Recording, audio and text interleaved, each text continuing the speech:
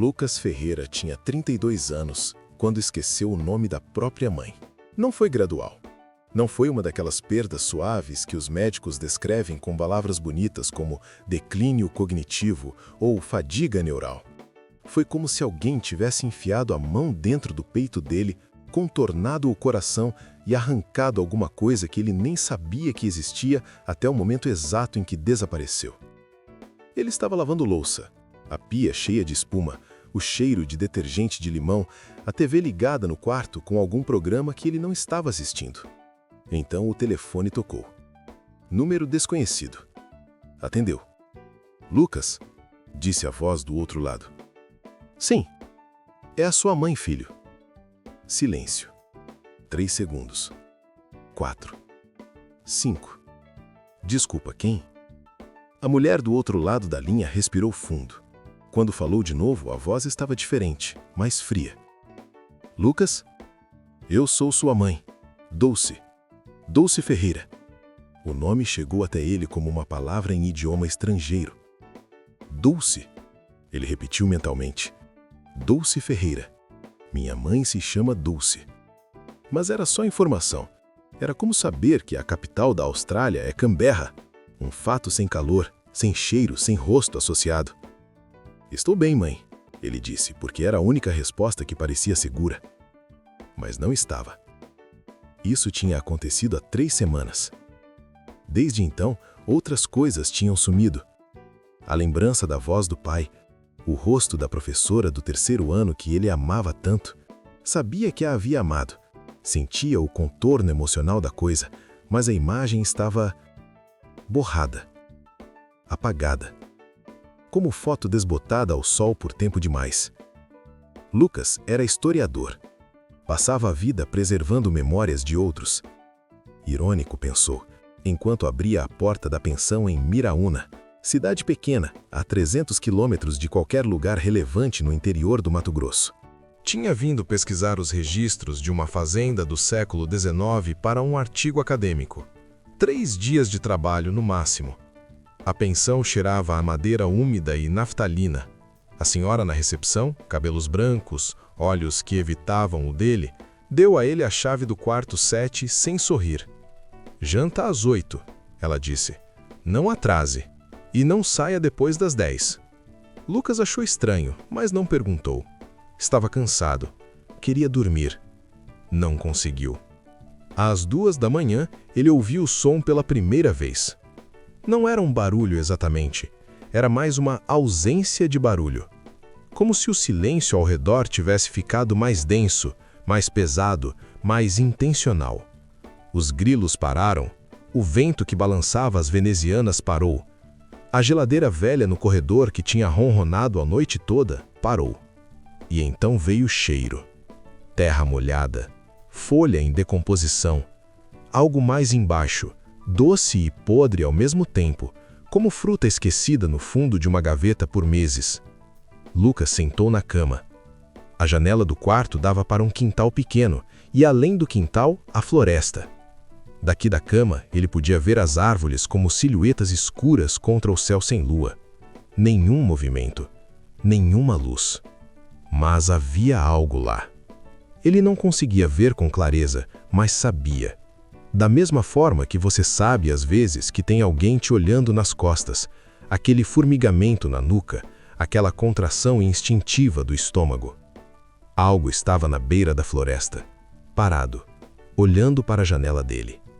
Lucas ficou imóvel por talvez 5 minutos. Depois, devagar, se levantou e foi até a janela. Não havia nada.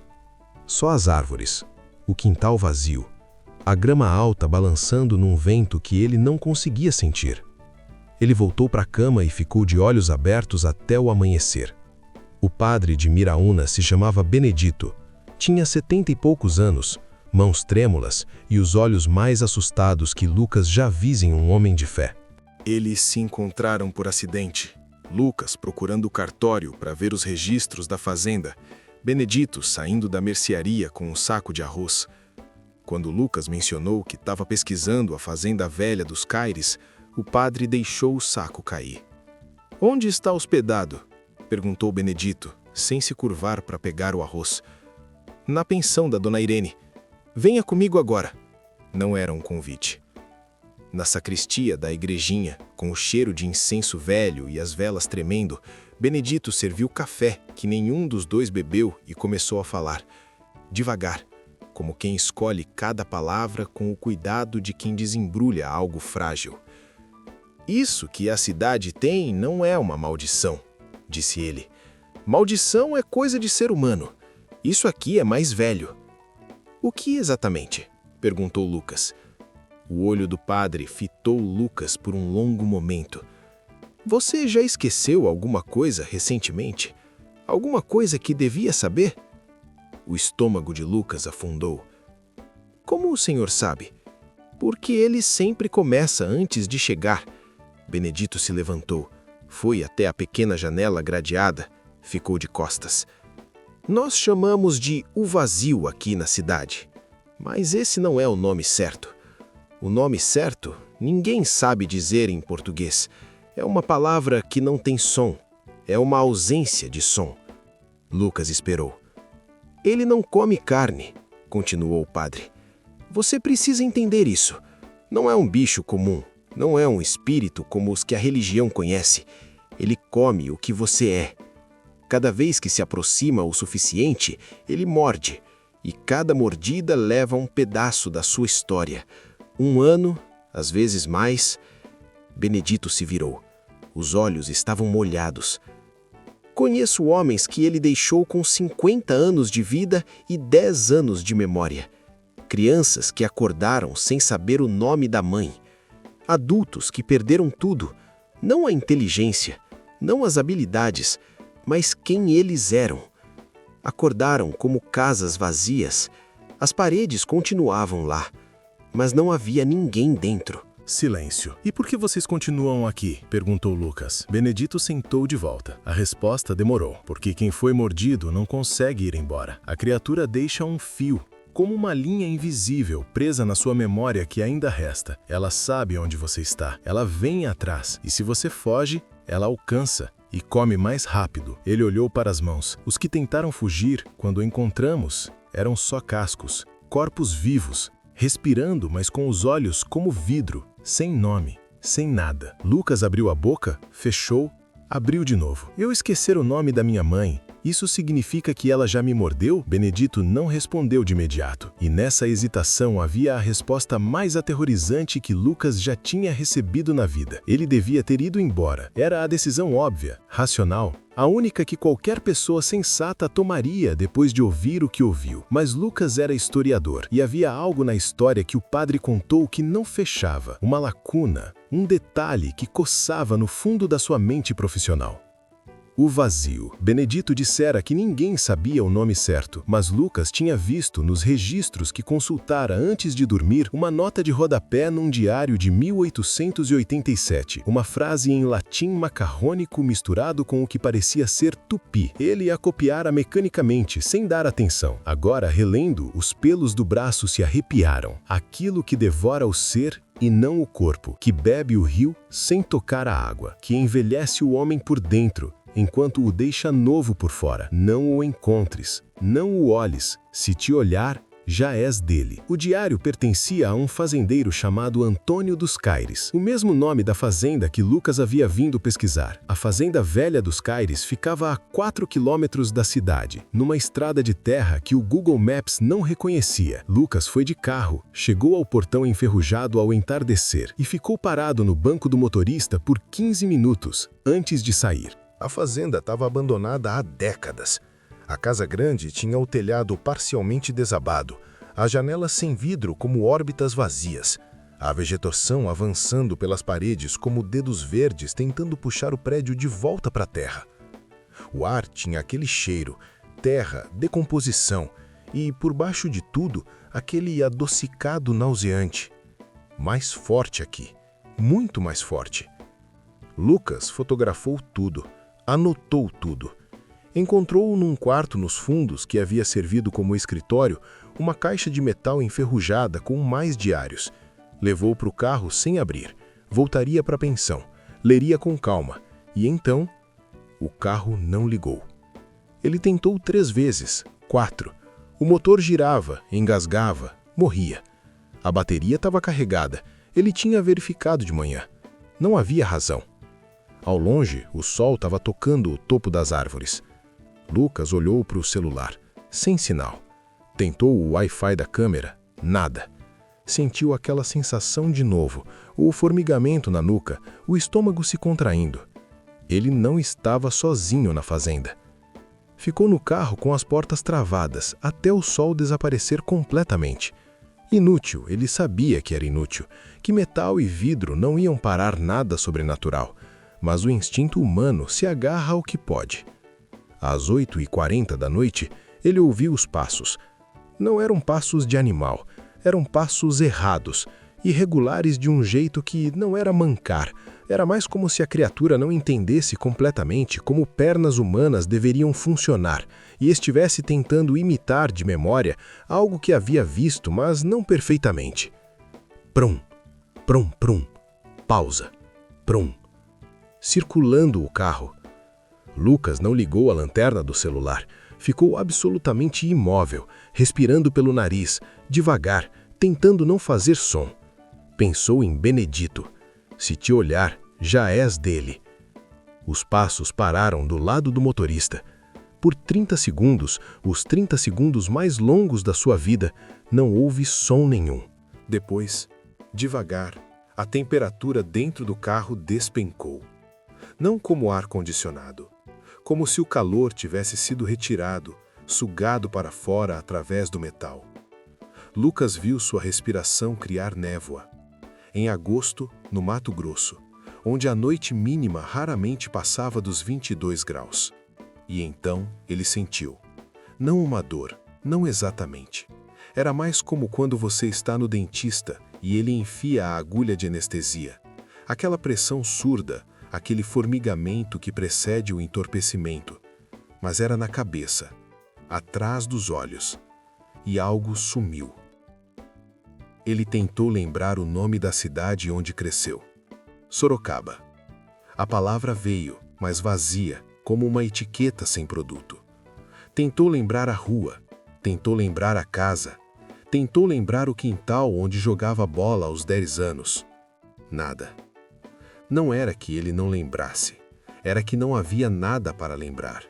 O espaço existia, ele sabia que havia tido uma infância, havia tido uma rua, havia tido um quintal, mas o conteúdo tinha sido varrido, como páginas arrancadas de um livro. A encadernação permanecia, mas as histórias tinham sumido. Não, ele sussurrou, e o vapor da palavra flutuou no ar congelado do carro. Os passos recomeçaram, se afastando. Lucas esperou 1 hora antes de sair. Ele leu até às 3 da manhã à luz de uma vela. A energia da pensão havia caído, segundo Dona Irene, como toda semana, não se preocupe. O diário mais antigo era de Antônio dos Caires, 1887. O mais recente era de alguém chamado apenas M, datado de 1971. Todos descreviam a mesma coisa. A criatura havia chegado muito antes da cidade, antes dos colonizadores. Os registros indígenas que os fazendeiros copiaram em fragmentos, tentativas de tradução toscas cheias de erros, descreviam um ser sem forma fixa, que não habitava o mundo físico de forma constante, mas se encostava a ele, como uma mão pressionada contra o lado de dentro de uma janela de vidro. Ele não tinha fome de sangue, não tinha fome de medo como os demônios das histórias, tinha fome de identidade. Memória, escreveu Antônio dos Caires em 1887, com a caligrafia trêmula de quem está com medo enquanto escreve, não é só o que lembramos, é o que somos, é a diferença entre um homem e uma pedra. A pedra existe, o homem é. Retire as memórias e o que sobra é existência pura, sem substância, sem peso, sem propósito. Um ser humano sem passado não tem presente, não tem futuro. É uma vela apagada que ainda tem forma de vela. O diário de 1971 era mais direto, mais desesperado. Ele me comeu 14 anos ontem à noite. Acordo sabendo que tenho uma filha. Sei o nome dela, Clara, mas não sei o rosto dela, não sei o som da voz dela, não sei se ela tem medo de trovão, ou se ri alto, ou se gosta de bolo de laranja. Tenho o fato dela, mas não tenho ela. E sem isso, sou pai de quem? Sou quem? A última entrada era de 3 dias depois. Fui até a floresta de propósito esta noite. Deixei que ele se aproximasse. Deixei que comesse o resto. Não quero mais saber o que perdi. Lucas fechou o diário. Ficou sentado no escuro por um longo tempo. Depois pegou o celular, ainda sem sinal, e abriu as fotos. Precisava ver o rosto de alguém que amava. Precisava segurar alguma coisa antes que sumisse também. Procurou a foto da sua namorada, Ana. Estavam juntos há 4 anos. Havia centenas de fotos. Olhou para o rosto dela na tela por 1 minuto inteiro. Não sentiu nada. Não tristeza, não amor, não saudade. O rosto era bonito e absolutamente estrangeiro, como o rosto de uma atriz que ele não conhecia pessoalmente. Sabia que devia sentir algo. Sabia que havia sentido. O contorno emocional estava lá, como a pegada na areia depois que a onda leva a pedra. Mas a pedra havia ido. Não, disse ele de novo, desta vez em voz alta, firme, como se pudesse intimidar o próprio esquecimento. Benedito apareceu às 5 da manhã, antes do sol. Bateu na janela do quarto de Lucas com tanta urgência que Lucas acordou já em pé, o coração disparado. O padre estava com roupas de dormir, o cabelo branco despenteado, os olhos com aquele pavor antigo. Ele nunca veio 2 vezes na mesma semana, disse Benedito ofegante. Nunca. 30 anos morando aqui, nunca. Mas esta noite ele foi à casa da dona Irene. Ela acordou sem saber onde estava, sem saber a própria idade. Pausa. Você trouxe alguma coisa da fazenda, não trouxe? Lucas olhou para a caixa de metal com os diários. Os diários. Benedito fechou os olhos. Os diários são dele, disse o padre, lentamente. Não no sentido de posse, no sentido de isca. Ele deixa para atrair, para que pessoas venham até a fazenda, para que ele possa se alimentar mais facilmente. Abriu os olhos. Você os trouxe para cá e trouxe ele com eles. Então eu jogo fora. Não adianta mais. Ele já sabe onde você está. Já provou você. Benedito sentou na cadeira ao lado da cama, parecendo de repente muito velho. Mas há uma coisa que os registros mais antigos mencionam. Uma proteção. Não contra ele. Não existe proteção contra ele, mas contra o esquecimento. O quê? Você precisa se lembrar, agora, tudo o que ainda tem, tudo o que ele ainda não comeu. Você precisa falar em voz alta para alguém que possa testemunhar, porque memória compartilhada é diferente de memória guardada sozinho. O que outro ser humano conhece de você, isso ele não consegue tocar, não completamente. Lucas não entendeu na hora. Entendeu depois. Se a criatura se alimentava de memória, se ela podia entrar na mente e apagar, como dedos varrendo uma lousa, então memória externalizada, memória que existia fora da sua cabeça, memória que havia se tornado parte de outra pessoa, era uma cópia de segurança que ela não alcançava. Você não pode apagar o que está na memória de outra pessoa. Eles ficaram sentados naquele quarto minúsculo e fedorento por 2 horas e Lucas falou. Falou tudo. A infância que a criatura havia apagado da sua cabeça, ele tentou reconstruir a partir dos fragmentos que sobravam. Nomes de colegas de escola que ele ainda se lembrava, o cheiro da cantina, a sensação do uniforme no primeiro dia de aula. Falou de Ana, o nome dele para ela, o jeito que ela deixava a torneira aberta enquanto escovava o dente, o argumento idiota que tiveram no aniversário dela de 29 anos sobre uma sobremesa. Benedito ouvia. Às vezes fechava os olhos, às vezes repetia os detalhes de volta, como um espelho. O sol começou a clarear, e então o cheiro voltou. A janela estilhaçou para dentro. Não havia vento, não havia impacto. O vidro simplesmente implodiu, os cacos voando para dentro do quarto, e com eles entrou o frio, aquele frio impossível, aquele vácuo de calor que não era temperatura, mas ausência de tudo. Lucas não conseguiu ver a criatura. Isso foi a coisa mais aterrorizante. Havia algo no quarto. Ele sabia porque o ar estava diferente onde ela estava, mais denso, mais escuro, uma distorção sutil como calor no asfalto, mas invertida, como se a luz fugisse ao invés de dobrar. Uma forma vagamente vertical, vagamente próxima. Benedito não se moveu. Ele vai tentar de novo, disse o padre, a voz surpreendentemente firme. Não olhe, não foque nela, foque em mim. Continue falando. Eu não consigo. Continue falando, Lucas. Minha mãe, disse Lucas, a voz quebrando. Minha mãe se chama Dulce. Ela tem 61 anos. Ela tem cabelo preto tingido de vermelho porque odeia o branco.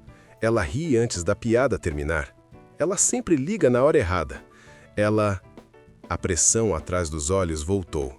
Pior do que antes, como se dedos enormes e frios estivessem envoltos em volta do seu crânio, apertando, procurando a fresta, procurando o ponto de entrada.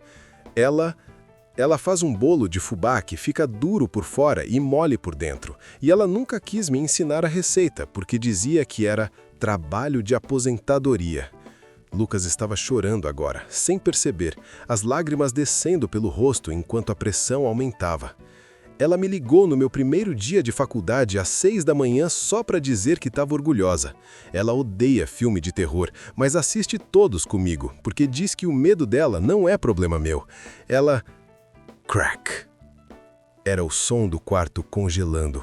As paredes ficaram cobertas de geada em segundos. A vela apagou.